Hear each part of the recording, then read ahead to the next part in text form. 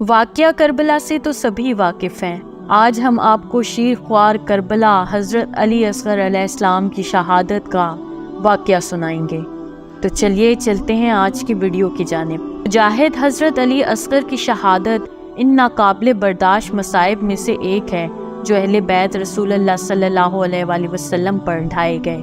مقتل کی اہم کتابوں میں سے واقعۃ اللطف ابو مخف، ارشاد شیخ مفید، نفس المفہوم بخار الانوار، احتجاج تبریسی، منتخب التواریخ مولا ہاشم خراسانی میں بیان ہوا ہے کہ جب امام علی مقام خست آخر کو جانے لگے تو ام کلثوم سے وصیت فرمائی کہ میری مائی جائی شیر خوار علی اصغر کا خیال رکھنا کیونکہ وہ ابھی بہت چھوٹا ہے۔ بہن نے جواب دیا، میرے بھائی یہ بچہ 3 دن سے بھوکا اور پیاسا ہے، اس کی ماں کا دودھ بھی خشک ہو چکا ہے، اگر ممکن ہو سکے تو اس کے لیے پانی کی کوئی سبیل کرو۔ حضرت نے علی اصغر کو اپنی آغوش میں لیا اور دشمن کے لشکر کی جانب بڑھے اور ان کے سامنے پہنچ کر ارشاد فرمایا، اے لوگو، تم نے میرے بھائیوں، بیٹوں اور صحابیوں کو قتل کر ڈالا۔ اب میرا اس دنیا میں اس بچے کے علاوہ کوئی نہیں ہے۔ یہ بچہ بغیر کسی جرم کے ماہی بے آب کی مانے تڑپ رہا ہے۔ پیاس کی شدت سے اس کے ہونٹ خشک ہو گئے ہیں، اس کو تھوڑا سا پانی دے دو۔ اگر مجھ پر رحم نہیں کرنا چاہتے تو اس بچے پر تو رحم کرو، اس کی ماں کا دودھ بھی خشک ہو گیا ہے۔ ابھی امام نے اپنی بات تمام بھی نہ کی تھی کہ ہرملہ نے بچے کی رگ گردن کا نشانہ لے کر تیر چلا دیا۔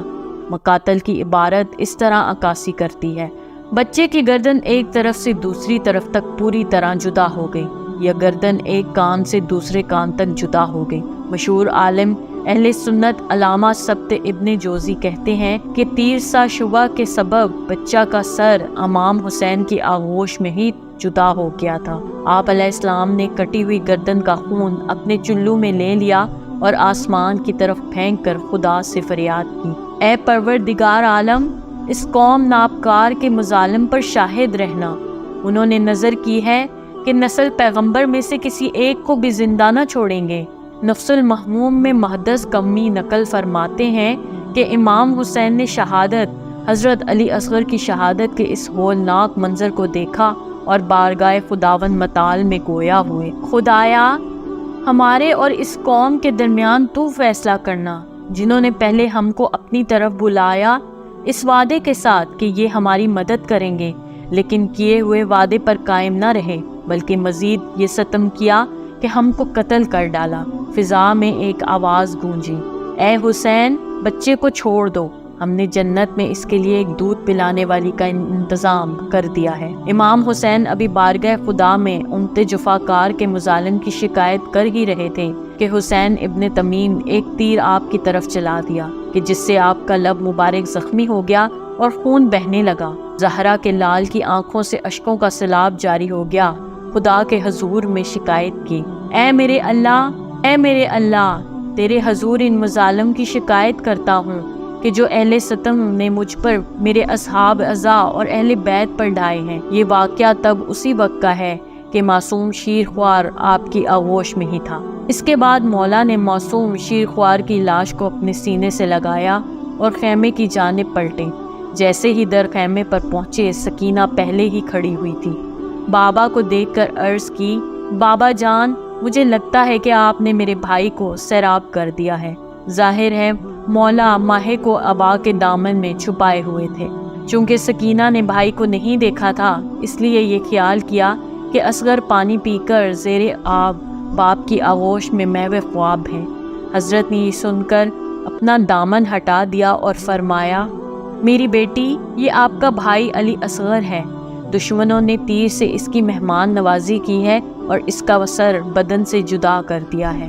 صاحب مالی سبتین شیخ قلبی کی کتاب روضۃ الکافی سے نقل کرتے ہیں، کمیت بن زید اسدی بیان کرتے ہیں کہ ایک روز میں خدمت امام صادق میں شرف یاب ہوا تو آپ نے فرمایا، ابن زید، میرے جد حسین کا مرثیہ پڑھو۔ جیسے ہی میں نے مرثیے کا آغاز کیا، امام زارو قطار رونے لگے۔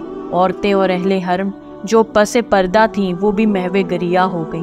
امام ابھی رو ہی رہے تھے کہ پس پردہ سے ایک کنیز نے ایک بچے کو لا کر امام کی آغوش میں دیا۔